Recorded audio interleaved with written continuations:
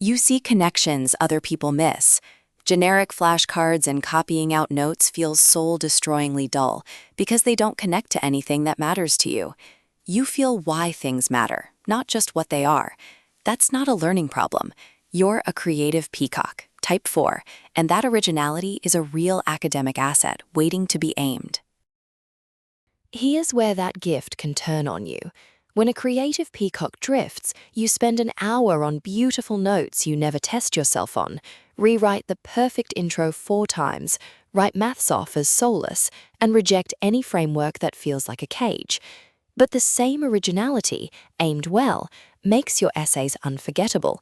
The angle that surprises, the conclusion that actually says something. Same depth, 2 very different outcomes. So here's how a creative peacock learns best. First, use PEEZL as a creative canvas, not a cage. It's scaffolding that lets your ideas go higher. Second, bring stories into cold subjects. Ask Professor Pi to explain a formula like a mystery novel. Third, work with time, not against it. A strict budget focuses the creativity. And fourth, write the messy draft first, then make it beautiful. And you don't have to flatten yourself for every subject. The whole faculty adapts to your learning genius. Professor Pi explains a formula as a story, so the math sticks. Professor Quill treats PEEZL as a scaffold for your originality, never rewriting your voice. Mentor sits at the center, coordinating it all and finding the angle that hooks you in every subject. One more thing creative peacocks get wrong: pouring energy into how it looks when you're already running flat. Mentor checks your energy first.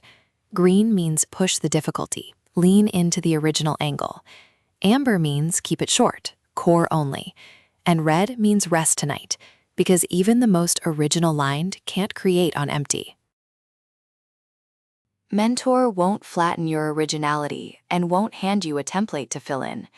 Ask for the angle and how to build it, and a good tutor adapts.